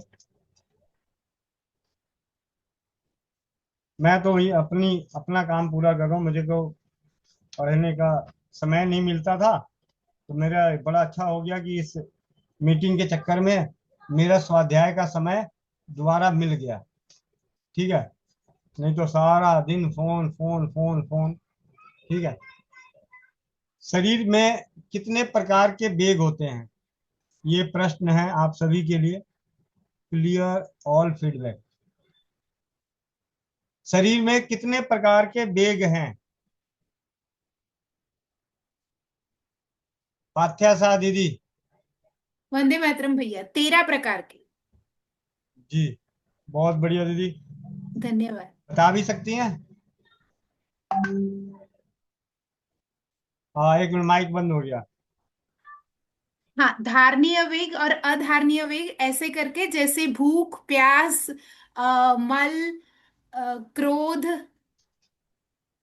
फिर बाकी की याद नहीं है। चले मतलब मन के वेग और शरीर के वेग ऐसा करके होता है। जो मन के वेग है उसको धारण करना चाहिए, और शरीर के जो वेग है उसे नहीं धारण करना। जैसे छींक आना, भूख लगना, प्यास लगना, मल मूत्र की प्रवृत्ति, ये सारे वेगों को नहीं रोकना चाहिए। और क्रोध आना, वो उसको रोकना चाहिए। बेग तो कोई भी नहीं रोकना चाहिए, लेकिन कुछ बेग ऐसे हैं अगर हम गुरु के आगे हैं, गुरु के आगे हैं तो हमें वो बेग हंसना, रोना, छींक, ये गुरु के आगे रोक लेना चाहिए। यानी किसी संत समाज के साथ बैठे हैं, किसी सानिध्य में बैठे हैं, तो किसी का ध्यान भंग ना हो, ज्ञान भंग ना हो, उस जगह अनैच्छिक क्रियाओं के जो बेग बेग हैं उनको रोक लेना चाहिए। अच्छा, ओके। चलिए, शरीर के 13 वेगों का ज्ञान। अधोवायु, अधोवायु विष्ठा, मूल, जमाई, आंसू, छींक, डकार, बमन, शुक्र, भूख, प्यास, श्वास और नींद शरीर के 13 वेग होते हैं। इन 13 वेगों को रोकने से 13 प्रकार के रोग होते हैं। अतः शारीरिक वेगों को कदापि नहीं रोकना चाहिए। हाँ, क्रोध, लोभ, मोह, ईर्ष्या, द्वेष इत्यादि मानसिक वेग होते हैं, इनको रोकना अति भी गुणकारी है। जो 13 वेग हैं, जो शरीर के वेग हैं, उन्हें नहीं रोकना चाहिए, और जो मन के वेग हैं उन्हें रोकना ही चाहिए। पहला वेग पेशाब, इसको रोकने से पेड़ू और लिंग इंद्रियों में दर्द होता है। पेशाब रुक रुक कर थोड़ा थोड़ा और कष्ट से होता है। सिर में पीड़ा होती है, शरीर सीधा नहीं होता, और पेट में अफारा तथा जांघों और पेड़ू के जोड़ों में सूल चलते हैं। ऐसी दशा में होने पर मूत्रघात में पसीना निकलना, पानी में घुसकर नहाना, मालिश करना, भोजन से पूर्व तथा भोजनों उपरांत घी सेवन करना, और 3 प्रकार के बस्ती क्रम करना चाहिए। ये उपाय चरक में इसकी शांति हेतु लिखे जाते हैं। पखाना, पखाना या मल का वेग रोकने से पेट में गुड़गुड़ाहट और दर्द होता है। गुदा से कतरने से पीड़ा होती है, टट्टी साफ नहीं होती, डकारें आती हैं, अथवा मुंह से मल निकलता है। ये लक्षण माधवाचार्य ने लिखे हैं। चरक के अनुसार पकाशय और मस्तिष्क में पीड़ा होती है, अधोवायु और मल दोनों रुक जाते हैं, नाभि मल से लीस जाती है और पेट फूल जाता है। चरक के अनुसार ऐसी दशा में मल रुकने पर स्वेदन, अभ्यंग, अवगाहन, 3 प्रकार की बस्ती क्रम तथा वायु को अनुलोमन करके खान पान करके काम लेना चाहिए। शुक्र, माधवाचार्य के अनुसार शुक्र यानी वीर्य को रोकने में मूत्राशय में सूजन, गुदा और फोतों में पीड़ा, पेशाब का कष्ट होना, शुक्र की पथरी और वीर्य का विसना, ऐसे अनेक रोग हो जाते हैं। चरक के अनुसार मैथुन करते समय छूटते ही वीर्य को रोकने से लिंग और पोतों में दर्द, शरीर टूटना, अंगड़ाई आना, हृदय में पीड़ा और पेशाब रुक रुक कर होना इत्यादि उपद्रव उत्पन्न हो जाते हैं। ऐसे हालात होने पर मालिश, अवगाहन, गोते लगाकर जल में नहाना, शराब पीना, मुर्गे का मांस खाना, साली चावल खाना, दूध पीना, निरूह बस्ती तथा मैथुन करना, ये उत्तम उपाय करने चाहिए। अधोवायु अर्थात गुदा द्वारा निकलने वाली हवा को शर्म या लज्जावश रोकने से अधोवायु मल और मूत्र ये रुक जाते हैं, पेट फूल जाता है, अनानासे ही थकान सी मालूम होती है, पेट में बादी से दर्द होता है, वायु के और भी उपद्रव होते हैं। ऐसा होने पर स्नेह, स्वेद और वस्ती कर्म करना तथा वायु का अनुलोमन करने वाले भोजन और पेय देना उत्तम उपाय है। बमन के वेग को रोकने अर्थात आती हुई कै को रोकने से खुजली, चकत्ते, अरुचि, मुंह पर झाइयां, सूजन, पीलिया, सूखी उकाई और विसर्प ये उपद्रव होते हैं। चरक में कोढ़ अधिक लिखा है। इन रोगों को दूर करने के लिए भोजन के बाद बमन करानी चाहिए। इसके बाद धूम्रपान और लंघन कराने चाहिए तथा फसद खोलनी चाहिए। इसके अतिरिक्त सूखे पदार्थों का सेवन कसरत और जुलाब, ये सब भी उत्तम उपाय हैं।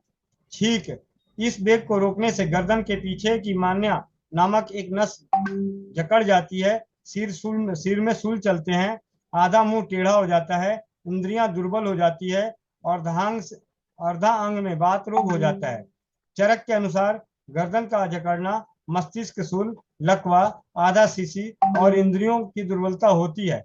ऐसी दशा होने पर हंसली के ऊपरी वाले भाग में मालिश करना, स्वेदन, धूम्रपान और नस से प्रयोग करना, वातनाशक क्रिया करना तथा भोजन से पूर्व और बाद में घी पीना, ये उत्तम उपाय हैं। डकार, इस वेग को रोकने से बादी के इतने वेग होते हैं, कंठ और मुख का भारी सा महसूस होना, एकदम से नोचने सा दर्द होना, समझ में न आए ऐसी बात कहना, चरक के अनुसार हिचकी, खांसी, अरुचि, कंपन और हृदय तथा छाती का बंधा सा मालूम होना, ये रोग होते हैं। ऐसा होने पर हिचकी रोग में जो चिकित्सा की जाती है वही इसमें भी करनी चाहिए। हिचकी और श्वास का कारण कफयुक्त वायु है और दोनों का स्थान ही अमाशय है, इसलिए ऐसा उपाय करना चाहिए जिससे छेदों में लिपटा हुआ कफ पिघले, श्वास वायु अपनी राह में ठीक से आने जाने लगे। रोगी को स्वेद कराकर चिकना भोजन देना चाहिए जिससे कफ बढ़े। तदुपरांत पीपल, सेंधा नमक, शहद अथवा किसी अन्य दवा से जो वायु की विरोधी न हो, बमन करा देनी चाहिए। बमन होने से कफ निकल जाएगा, छेदों के शुद्ध होने से वायु का स्वच्छता पूर्वक विरेचन करने लगेगा, रोगी को आराम होगा। यदि फिर भी कुछ दोष रह जाए तो धूम्रपान द्वारा निकाल देनी चाहिए। जौ की बत्ती को चिलम में भरकर पिलाना, मोम, राल और घी तीनों को इकट्ठा पीसकर मलवक संपुट में रखकर धूम्रपान कराना अथवा हिचकी नाशक नस से सुंघाना उत्तम उपाय हैं। हिचकी नाशक परीक्षित कुछ उपाय निम्न प्रकार के हैं।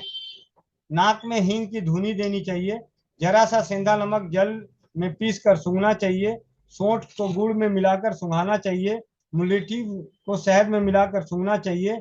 शहद और काला नमक मिलाकर अथवा बिजोरे का रस पिलाने से अथवा केवल शहद चटाने से असाध्य हिचकी भी आराम हो जाती है। सोंठ, पीपल और धाय के फूल बराबर मात्रा में बनाकर चूर्ण शहद में मिलाकर चटाना चाहिए। डरावनी भयानक बातें कहने, प्राणायाम करने, अद्भुत बात कहने और मन में चोट लगाने वाली बात कहने से भी हिचकी में आराम हो जाती है। जमाई, इसके वेग को रोकने से गर्दन के पीछे की नस और गले का जकड़ जाना, मस्तिष्क में बादी के विकार होना, नेत्र रोग, नासा रोग, मुख के रोग, कर्ण रोगों का जोर से होना, ये सब उपद्रव होते हैं। चरक के अनुसार अंगों का दब जाना, आपेक्षक वायु संकोच, शरीर में अंगों का सो जाना और कांपना, ये उपद्रव होते हैं। इस वेग के कारण उत्पन्न रोगों में वातनाशक औषधियों का प्रयोग करना चाहिए। भूख के वेग को रोकने से त्रांदा, शरीर टूटना, अरुचि, थकान, नजर कम होना, ये रोग होते हैं। चरक के अनुसार देह में दुर्बलता, त्रिस्ता, विनम्रता, अंग टूटना और भ्रम, ये लक्षण होते हैं। ऐसी दशा में चिकने, गर्म और हल्के भोजन देना हितकारी है। प्यास के वेग को रोकने कंठ और मुख सूखते हैं, कानों में कम से कम सुनाई देता है और हृदय में पीड़ा होती है।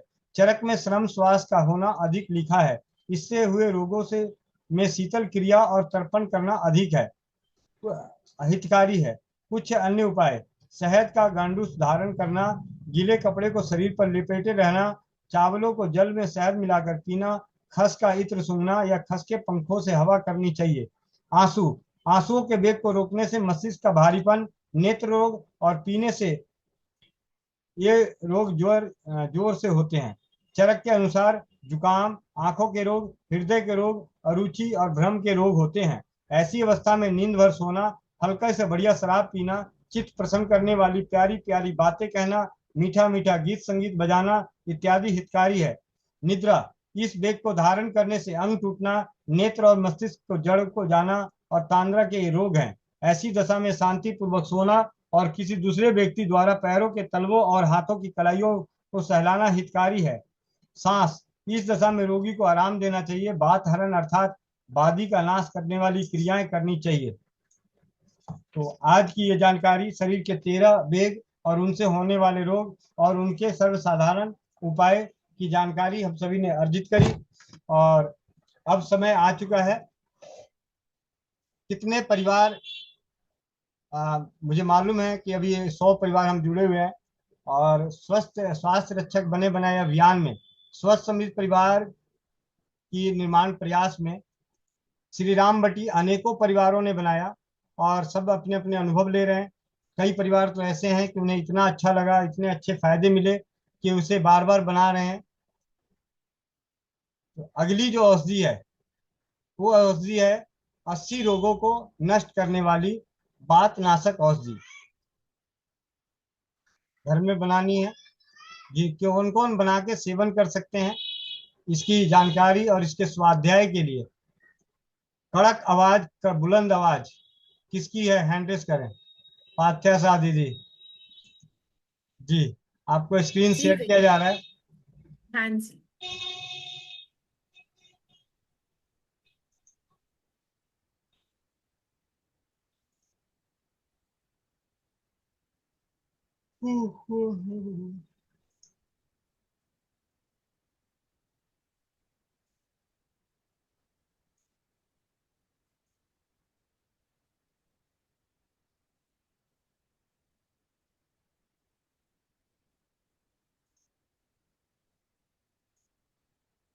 जी दीदी। जी भैया थोड़ा बड़ा हो सकता है। और बड़ा तो नहीं हो सकता, आपको अपने हाथ से उसको ओके। खींचना पड़ेगा, जूम करना पड़ेगा। नहीं, मैं लैपटॉप से जुड़ी हूँ। लैपटॉप में तो बड़ा दिखाई दे रहा होगा। अ, कोई बात नहीं। चल। घर में आयुर्वेदिक दवा बनाए, 80 रोगों को दूर भगाए। भले ही आपको यकीन न हो, लेकिन सिर्फ एक दवा का प्रयोग कर आप 80 प्रकार के वात रोगों से बच सकते हैं। जी हाँ, इस दवा का सेवन करने से आप कठिन से कठिन बीमारियों से पूरी तरह से निजात पा सकते हैं। अगर आपको भी होते हैं वात रोग, तो पहले जानिए इस चमत्कारिक दवा और इसकी प्रयोग की विधि के बारे में। विधि: 200 ग्राम लहसुन छीलकर पीस ले। अब लगभग 4 लीटर दूध में लहसुन व 50 ग्राम गाय का घी मिलाकर गाढ़ा होने तक उबाले। फिर इसमें 400 ग्राम मिश्री, 400 ग्राम गाय का घी तथा सौंठ, काली मिर्च, पीपर, दालचीनी, इलायची, तमालपत्र, नागकेसर, पीपरामुल, वाइडिंग, अजवायन, लौंग, च्यवक, चित्रक, हल्दी, दारू हल्दी, पुष्कर मूल, रासना, देवदार, पुनर्नवा, गोखरू, अश्वगंधा, शतावरी, विधारा, नीम, सुआ व कौचा के बीज का चूर्ण प्रत्येक 3-3 ग्राम मिलाकर धीमी आंच पर हिलाते रहे।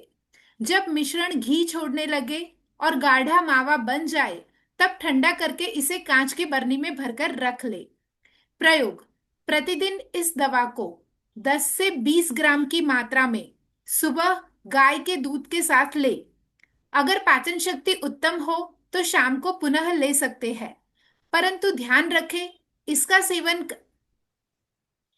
सेवन कर रहे हैं तो भोजन में मूली, अधिक तेल व घी तथा खट्टे पदार्थों का सेवन न करें, और स्नान व पीने के लिए गुनगुने पानी का प्रयोग करें। इससे पश्चात सॉरी इससे पक्षघात यानी कि लकवा, अर्दित यानी कि मुंह का लकवा, दर्द, गर्दन व कमर का दर्द, अस्थिशूल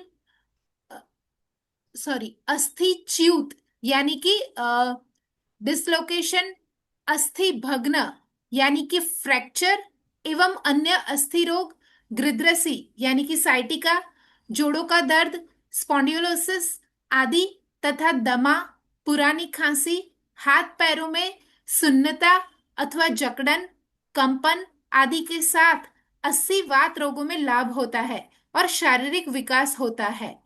दवा के प्रयोग से पूर्व अपनी प्रकृति के अनुसार किसी उत्तम वैद्य की सलाह अवश्य ले। समाप्त। जी जी। धन्यवाद। वंदे मातरम। तो ये थी अपने घर में आसानी से बनने वाली एक ऐसी दवा जिससे 80 प्रकार के वात रोगों से हम बच सकते हैं, बच भी सकते हैं और उसे नष्ट भी कर सकते हैं। आज की कक्षा कैसी रही? आप सभी अपने अपने विचार रखें बारी बारी से। 101 परिवार, कोई नहीं छूटना चाहिए। आधे सेकेंड, ये 15 सेकेंड के लिए सबके पास टाइम है। ना वंदे मातरम, ना नमस्ते, ना भैया, ना भौजी। ठीक है। सबसे पहले हेमलता सिलाओ दीदी।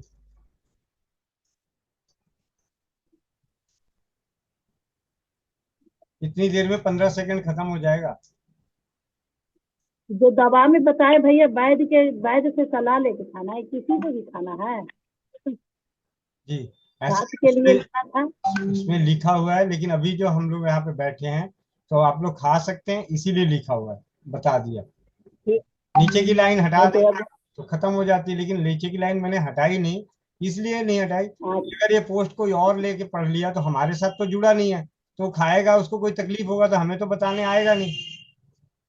ठीक है भैया। नहीं तो ये तो बनाने और खाने लायक तो अच्छा है। जी, सुषमा दीदी।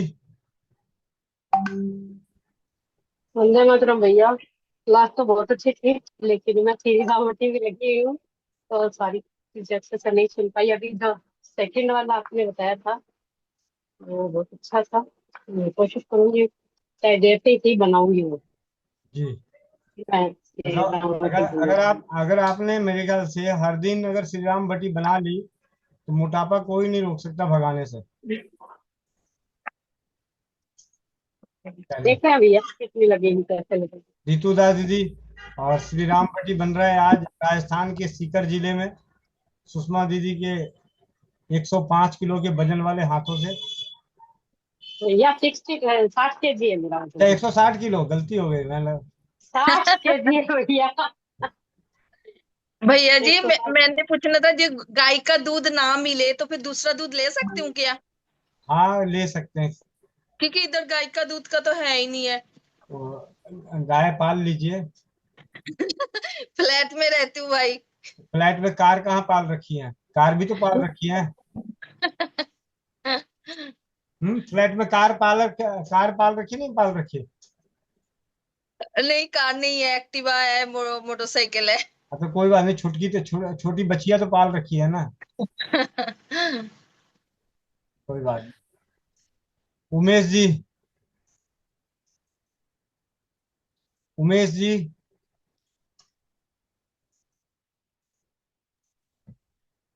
भैया आज का कक्षा बहुत महत्वपूर्ण था।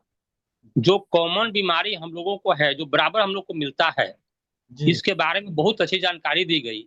दूसरा है कि झाग ये बहुत महत्वपूर्ण है। आज जितने भी चीजों पर चर्चा हुआ है, ये हमारे कॉमन माने डिजीज हैं। इनसे जो हम लोग को जानकारी मिला है, अपना तो भला कर ही सकते हैं, समाज में भी लोगों को बहुत अच्छा भला कर सकते हैं। बहुत अच्छा आज का क्लास रहा भैया। जी भैया, बहुत बहुत धन्यवाद भैया। संगीता दीदी। हाँ जी भैया, वंदे मातरम भैया। कहाँ चूड़ी लगाने में लगी हुई थी? भैया वो थोड़ा बेड शिफ्ट करवा रहे थे यहाँ 49 में। अच्छा, हाँ जी। हाँ, तो भैया आज की कक्षा बहुत अच्छी लगी कि हम लोग थोड़ा सा विश्वास का स्तर थोड़ा बढ़ाना पड़ेगा हमें। और दूसरा कि ज्यादातर बीमारियां हमारी वात से ही आ रही हैं ज्यादातर। तो लास्ट वाला भी जो उपाय आपने बताया बहुत अच्छा था भैया। क्या और कहना। दीदी एक चीज ठीक है। बताइए, हाँ विश्वास जी। का स्तर बढ़ेगा कैसे? विश्वास का स्तर बढ़ेगा अनुभवों से। अनुभव से। क्योंकि जी भैया। आज मतलब मैं तो खुले तौर पे कह रहा हूँ कि अच्छे से अच्छे डॉक्टर हैं, वैद्य हैं, कई ऐसे परिवार हैं जो मेरे से मैं अपनी मतलब तारीफ में नहीं बोल रहा, लेकिन ऐसे बता रहा हूँ कि बहुत से ऐसे डॉक्टर हैं, वैद्य हैं जो जुड़े हुए हैं। वो क्यों जुड़े हुए हैं? क्योंकि उन्होंने देखा कि ये इस व्यक्ति के पास अनुभव आते हैं, यानी करके दिखा रहा है। भाई ज्ञानी तो बहुत सारे हैं दुनिया में, अनेकों ज्ञानी हैं, लेकिन स्वस्थ समृद्ध परिवार के पास जो है वो क्या है? वो उसके पास स्वस्थ समृद्ध परिवार के पास एक ही चीज है, ये अनुभवों के पीछे पागल रहता है। और मुझे मालूम है कि जब कभी अनुभव आ जाते हैं ना, तो मतलब डरपोक आदमी भी थोड़ी हिम्मत कर लेता है। बिल्कुल बचपन में बिल्कुल। मैंने कई बार ऐसे करे, कोई नदी नाला पानी भर जाता था तो एक कोई पार कर गया तो दूसरा फिर पार करने की हिम्मत करता था। बरसात के दिनों में हम मोटरसाइकिल चलाते हैं, कई बार आगे स्कूटी लेके जा रहे हैं, पता चला आगे बारिश पानी है तो कहीं गड्ढे ना हो, तो किसी और जो जा रहा होता है उसके पीछे पीछे, मतलब हम डरपोक है इसलिए हम आगे नहीं गए, लेकिन कोई आगे गया तो उसके पीछे पीछे हमने भी, मतलब उसके अनुभव से अपना हौसला बुलंद किया और हम भी उसके पीछे पीछे लग गए। हर जगह अनुभव, जीवन के हर क्षेत्र में अनुभव ही बेहद जरूरी है। और हम अभी 100 परिवार हैं अभी, मतलब मैं तो 100 तो नहीं कहूंगा, 100 जुड़ते जरूर हैं, लेकिन 30-40 परिवार हैं। अगर हम 40 परिवार पीछे पड़ जाए ना तो इतिहास रचते देर नहीं लगेगी। करेंगे भैया, निश्चित। जी जी। सबकी तो नहीं कहता, लेकिन 30-40 परिवार ही हैं, तो ये, तो अगर हम 30-40 परिवार अगर पीछे पड़ जाएं तो इतिहास रचते देर नहीं लगने वाली। जी, मोनिका बहन, तारानगर, चूरू, राजस्थान। जी जी भैया, वंदे मातरम सभी को। भैया आज की क्लास बहुत अच्छी रही। और भैया झाग वाली बात है, हमने बचपन में ही जब भी बुखार होती थी तो माँ कहती थी जैसे उल्ट पुल्ट करना, उथल पुथल दूध को करके तुरंत कहती थी ऊपर ऊपर के झाग पी ले। फिर वापस मंगवा ले लेती थी हाथ में से मग, फिर उस वही झाग बना के फिर से ऊपर ऊपर के झाग पी ले। मतलब अलग तो नहीं करते थे भैया, पर कोई भी चीज नहीं, मेरी एक हमेशा से थी भैया, बुखार हो गई तो खाना नहीं बता, सब चीज में सुगंध आती है। और घर में एक शाड़ू होता है ना जो कुछ नहीं खाता, वो मैं ही थी, इसलिए मैं थोड़ी कुपोषण की भी शिकार रही। नहीं तो जाटों के बच्चों की हाइट वगैरह अच्छी होती है, मेरी 5 फुट 2 इंच ही है, बहन की 5 फुट 6 है। तो एक साल बोनानाशक खा लो। भैया बहन की 5 फुट 6 इंच है, भैया की 6 फुट है। तो मतलब माँ की भी आपने देखी, पापा भी इतने ही थे। मतलब मैं हूँ इसलिए हूँ क्योंकि मैं खाने में बहुत चोर थी, मतलब खाती नहीं थी, तो माँ वही फेन झाग देती थी भैया, ऊपर ऊपर का पी लेकर के। तो बुखार में बहुत आराम आता था भैया, सच बात है कि कमजोरी फील नहीं होती थी, बात वही है। और अब हमने भैया ये इकट्ठा करने वाला आज सुना, तो आगे के लिए इस पे भी अमल करेंगे। और जब भैया मैं दूध निकालना सीखी, मैं 11 साल की उम्र में दूध निकालना सीखी थी भैया, जब मैंने दूध निकालना सीखा तो भैया मैंने तो ये झाग पीना ही शुरू किया था, मतलब ऊपर ऊपर का झाग उतार के लेना ही शुरू किया था, और बहुत पिया है भैया। जी जी जी। सुमन पाल बहन, सुमन पाल बहन को अनम्यूट करना जरा। सुमन पाल बहन, हाँ जी दीदी। सुमन पाल बहन माइक अनम्यूट करना। हो गया भैया जी। भैया जी वंदे मातरम, सभी बहन भाइयों को वंदे मातरम। श्री राम बटी चल रही है। भैया जी दोबारा बना रही हूँ, क्योंकि मुझे एक मतलब है तो माता जी की उम्रों की, लेकिन है ना बहुत अच्छी, मतलब नेचुरोपैथी की थी, तो बहुत सेवा की थी हम सभी ने मिलके। तो भैया जी उनसे बहुत गाढ़ी दोस्ती मान लो, कुछ भी मान लो, लेकिन मैं उन्हें माता जी कहती हूँ। उनके चोट लगी थी, चोट नहीं भैया जी, उनका ऑपरेशन हुआ था घुटनों का, तो उन्हें कल शायद देखने जाएंगे, तो थोड़ी बहुत उनको भी दे दे दूंगी।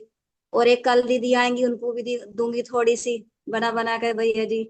और एक पास में पड़ोसन हैगी, वो करती तो है नहीं कुछ भी, तो अभी एक दिन आई थी वो मीटिंग में, बोल कह रही थी कि है ना सुमन, मन की सुन लो जो तुम्हें करना, क्योंकि वो मेरे बताए अनुसार कुछ नहीं करती है वो, तो उन्हें विश्वास नहीं होता, 24 घंटे मतलब दवाइयाँ कभी कोई खाता रहता। और उसने अब आके मतलब सुनने न दिया कुछ भी। सुमन मुझे ये बता दे, मुझे ये ढूंढ के दे दे पुदीने वाला कैसा था। मैंने कहा दीदी अरंड तेल और त्रिफला मिला के ले लो, आपका उनको कब्ज ज्यादा रहती है। मन की ये ले लो। नु ना, ये जो बताया था पुदीने वाला अरंड तेल तो मुझसे ना पिया जावे, मैं पुदीने वाला कर लूंगी, क्योंकि उस दिन चौपाल में थी। आज की मीटिंग, जैसे आज मीटिंग हो रही है, तो भैया जी उन्होंने सुना था कि वो वाला बता दो दीदी, पुदीने वाला। तो भैया जी अब फिर पूछना है पुदीने वाला कैसे, मन की जैसे उन्होंने बताया, मुझे तो याद ही ना है। तो फिर भैया जी मैंने कहा पुदीना वो 1.5 लीटर पानी में उबाल कर रख लेना, उसे सुबह शाम पूरे दिन पी खत्म कर लेना। तो नुकरी पिया तो था, मन की हल्का फुल्का लेना, जितना हल्का फुल्का लोगी पेट साफ अच्छे से होगा और पाचन के लिए आराम से काम करेगी, भोजन मत लेना। जी कह रही बहन। ठीक है। फिर बहुत देर तक बैठी रही भैया जी, अब क्या कहती मैं कि है ना उसे भगाऊं क्या करूं। फिर मैंने उसको कुछ नहीं बोला। फिर बच्चे आ गए, भैया जी ये ना बेटी है ना, इसको पट्टी बांध रखी है, इसके चोट लगी थी कल। तो भैया जी जो सुना वैसे, लेकिन भैया जी मैं भी पीछे पड़ी हुई हूँ, जो भी भैया छोटी छोटी चीजें बनाएंगे बताएंगे वो सब करूंगी, बनाऊंगी, सेवा भी करूंगी भैया जी। जी और आप सभी का बहुत बहुत धन्यवाद भैया जी, दिल से तहे दिल से बहुत बहुत धन्यवाद। जी बहन, बहुत बहुत धन्यवाद। अपेक्षा गुप्ता बहन क्या कूट रही हो? वंदे मातरम भैया त्रिफला बना रही हूँ, त्रिफला पाउडर। बहुत बढ़िया, और बहुत बढ़िया। भैया एक मुझे त्रिफला पे फीडबैक देना था। मुझे सीने में दर्द होता था 10 साल तक, तो मैं दवा तो मेडिकल से ला के खाती थी। तो डॉक्टर दवा तो दे देता था, लेकिन मैं बोलती थी ये मुझे दर्द होता क्यों है। तो डॉक्टर कभी बता नहीं पाया कि तुम्हें ये दर्द होता क्यों है। तो मैंने एक पड़ोस की दीदी से कहा मुझे 10 साल से मैं परेशान हूँ, यहाँ दर्द होता है, मैं खाती हूँ ठीक हो जाता है, फिर शुरू हो जाता है। तो इधर आना चाहिए, खड़े होना है।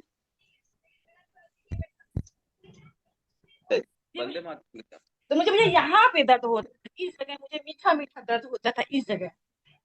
तो मैं पेट पे हाथ लगा के जब रात में सोती थी तो मुझे नींद आता था, मीठा मीठा दर्द होता था। तो जब मैं त्रिफला खाती हूँ 8-10 दिन गर्म पानी से रात में खा के सो जाती हूँ तो मेरा ठीक हो जाता है। तो इसलिए भैया मैं त्रिफला पाउडर हमेशा बना के रखती हूँ, और दर्द जब होता है तो खा लेती हूँ। बहुत हाँ बढ़िया। भैया, आप वाला जो लास्ट में बताया है बहुत अच्छा मुझे लगा, इसका फीडबैक, अरे इसका वो पोस्ट डाल देना आप उस पे व्हाट्सएप पे, जी मैं जी बनाऊंगी। जी। डॉक्टर सुशील कुमार, पानीपत। वंदे मातरम गोविंद भैया। वंदे मातरम भैया, वंदे मातरम। ये आपने सही कहा, अनुभव का पता लगने पर इससे फायदा तो उठा रहे हैं सभी डॉक्टर भाई सभी, लेकिन इससे एक सामाजिक सेवा भी कर रहे हैं। मेरे पास जो भी पेशेंट आता है कोई वैसे पूछता है तो मैं उसको वैसे बता भी देता हूँ उसको, ये नहीं कि पैसे से ही, क्योंकि दाल रोटी तो हमारी इसी से चलती है, आपको भी पता है। जी जी। लेकिन नाजायज नहीं।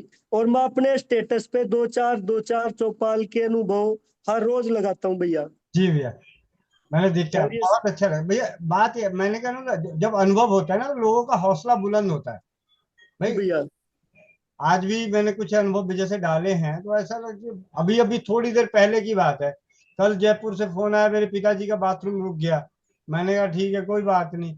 मतलब एक सिंपल सी चीज है, कपूर का बारीक पाउडर करके मूत्र में डाल लो और 5-6 छोटी इलायची दूध में उबाल के पिला दो।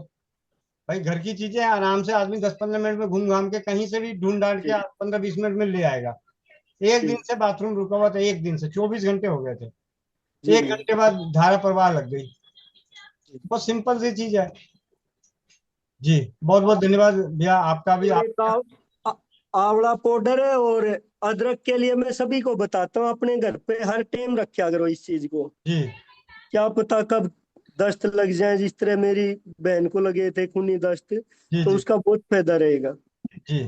और इससे जैसे किसी की नाभि नहीं सेट होती है तो नाभि भी अपनी जगह पे पहुंच जाती है इससे। हाँ जी, जी, वंदे मातरम भैया। वंदे मातरम।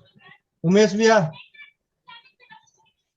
12:20, 10 मिनट है हमारे पास। नहीं नहीं भैया, अभी बताए कि माने वो कर्पूर का माने बारीक पाउडर उसमें डालना, और पीना क्या था, क्या चीज का?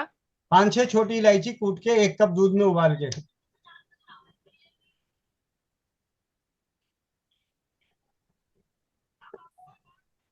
कड़क पेशाब की दवा है, जिसको कहते हैं कड़क जी पेशाब। जी। बिहार में, बिहार की भाषा में कहते हैं कड़क पेशाब हो गया है, पेशाब नहीं उतर रहा है। रश्मि यादव बहन,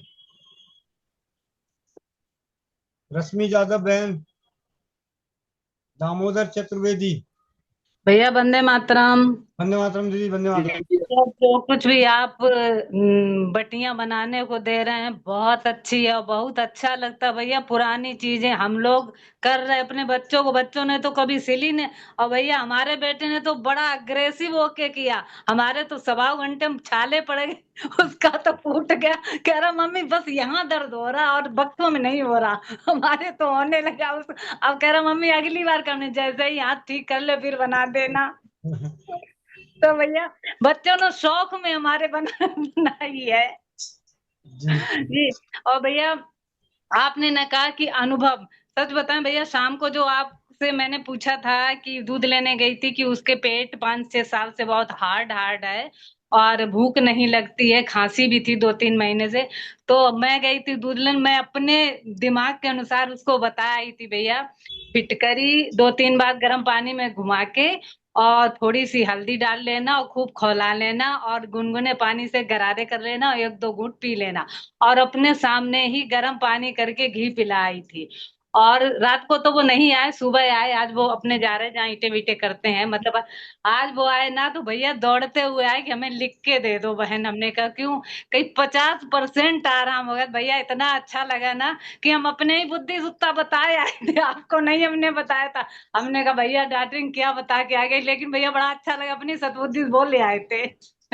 इतना तो भैया जो कुछ बताते बहुत अच्छा। आपने कहा ना अनुभव, सच बात भैया, बहुत अच्छा लगता है जब कोई ऐसे बताता है ना, तो बहुत अच्छा लगता है, मन तो दीदी प्राउड मैं आपको होता है। छोटी सी बता रहा हूं, एक सवाल, मतलब एक सवाल आपके पास। जी आप भैया। आप मेरे रिश्तेदार तो हो नहीं, नहीं भैया। तो आपको मेरे नाम से तो ऐसे मतलब कोई भी, जितने भी हैं, एक भी व्यक्ति कोई कह दे कि कोई मुझे ये समझ के आया हो कि ये डॉक्टर है या नहीं भैया, जानकार है, सिर्फ नहीं ये देख के कि ये बंदा जो कुछ ये स्टेटस डालता है या फीडबैक डालता है, तो कुछ तो इसके पास खास होगा। जी भैया, बिल्कुल सही बात है भैया। सिर्फ यही सोच के, मतलब भैया चाहे XYZ कोई भी हो, हर किसी, आप भी अगर पहली बार जुड़ी होंगी तो कहीं ना कहीं वीडियो देखा होगा, कहीं ना कहीं कुछ देखा होगा, कोई मेरे भैया को। बता, 3 साल पहले यूट्यूब पे देखा, BRCC को देखते थे आपका थे, तो अब भैया ने अपने बेटे के लिए जो वो भैया हैं क्या बोलते हैं, अरे ग्लोबी सुमित भाई। हाँ हाँ सुमित भाई हैं। तो सुमित भाई अपने बेटे की, मतलब पेट खराब था 10, उससे अदरक का आपने, उसने कुछ बताया, हींग दिया ने, फिर का मैंने गोविंद भाई से पूछा अदरक, उन्होंने कहा 2 बूंद डाल दो। हाँ बस भैया मैं कहीं इम्प्रेस हो गई, मैंने कहा ना ये तो बहुत, फिर भैया ने बताया बहुत अच्छा रहा, उनसे मैं जो कुछ होता पूछता। तो गोविंद उनको हमें देखती थी BRC जी को भैया, तो अब अकेले में बताएंगे, वो भी हमने भुगता है, कभी बताएंगे, पब्लिसिटी नहीं करना है। जी जी हैं जी जी। तो भैया मैं फरीदाबाद होके आई थी, सेंटर बहुत सुना के आई थी भैया, मैं जब उनके क्लिनिक गई थी बहुत सुना के आई थी। कोई तो भैया हम्म, जब वहां पे ये सब चीजें ना बस मुड़े, फिर भैया जब तक हम इसमें जुड़े नहीं थे, अक्टूबर में जुड़े थे पिछली साल, तो आप स्टेटस डालते ना, मैं स्क्रीनशॉट ले लेती, तो इतना इकट्ठा था, मैं सोचती थी इसको अब फोटो स्टेट करवा लें इतना आपसे। तो भैया आप बोले थे ना दिमाग में यूज करो, फोटो स्टेट कब तक बनवाओगे, कितने दिमाग। अब भैया वही है ना कि जैसे किसी को बता दें तो वो क्या कहते हैं लोग हमसे कि क्लास ले लो ना। अरे हमने कहा हमको आप क्लास दिलवाते, हमारी मीटिंग में जुड़ के देखिए, मतलब ना मेरा बेटा बड़ा, मम्मी अंकल इतना अच्छा, 2 मिनट नहीं लगता, 2 सेकंड नहीं लगता, अंकल फटाक से ऐसे दवाई के नाम। और ये हमने कहा मेरा इतना जीनियस माइंड नहीं, अंकल बिहार के हैं, बिहार में जीनियस पैदा होते, तेरे को ये नहीं पता। हमने कहा यूपी में जीनियस नहीं पैदा होते। तो भैया इस तरह से कहता मम्मी 2 मिनट में अंकल, उस दिन आपने लो BP की दवा, तो ये सुन रहा था स्कूल से आया, तो 2 मिनट में अंकल ने इतनी टिपिकल दवा बता दी। हैं, तो हमने कहा अंकल बहुत पढ़ते हैं, रात दिन उनको पता नहीं लगता। तो सच बात भैया ना, आप बताते हैं तो बड़ा अच्छा लगता है। आप कुछ भी बताते हैं ना, हम सुन नहीं पाते, बाद में सुनते हैं। आज भी था नहीं थारा सुन पाया, RO वाला आ गया, कहीं सिलेंडर वाला आ गया बीच में, तो अब वो सुननी पड़ेगी। जाग वाला पूरा सही से नहीं सुन पाए हैं। जाग तो दूध वाले के पास बैठ के हम निकलवा लाएंगे, वहां पे रोज ही जाते हैं। जी जी जी। जी भैया। बहुत बहुत धन्यवाद जी। OP ठाकुर भैया।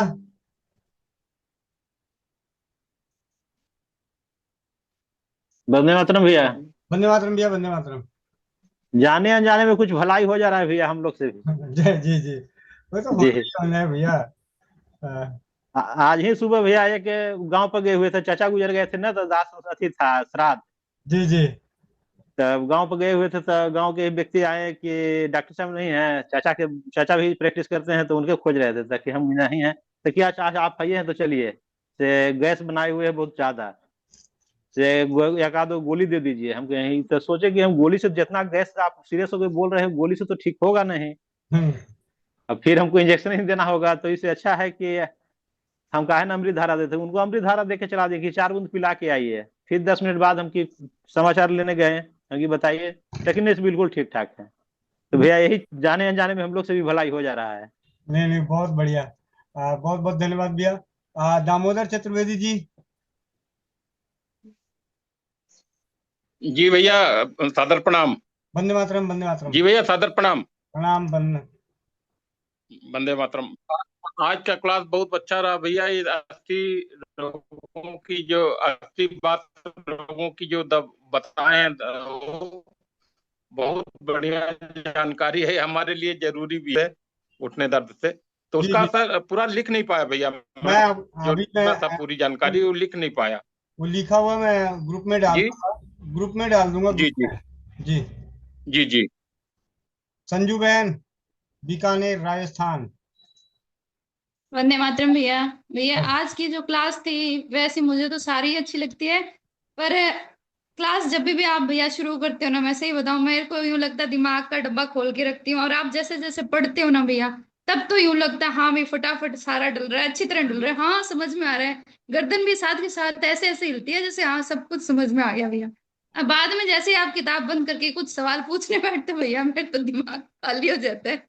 भैया क्लास तो बहुत अच्छी है और गुण भी बहुत अच्छे मतलब मिल रहे हैं। पर भैया मैंने कल वापस एक क्रीम बनाई तो मेरी तो वो चोरी भी हो गई भैया, ऐसे काम हो रहा है क्रीम के चक्कर में तो भैया। इतनी क्रीम बन रही है भैया, अभी मैं वो क्रीम लेके बैठी हूँ भैया देखना।